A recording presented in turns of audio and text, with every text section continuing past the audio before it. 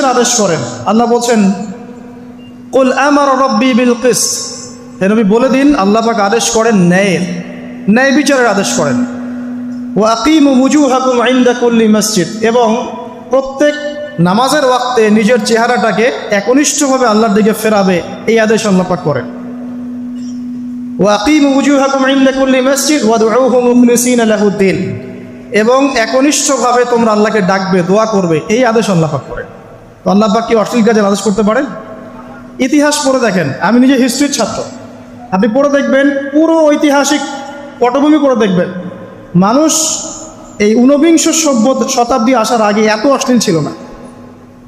এখনকার বিশ্বে যত সমস্যা চলছে, কয়েকটা বলি, রিবা বা সুদ, জেনা বা উন্মুক্ত যৌনাচার, তারপরে বেপরদামি অশ্লীলতা, 4 নাম্বার আপনার মাদক, ঠিক আছে, 5 যে বড় মহামারী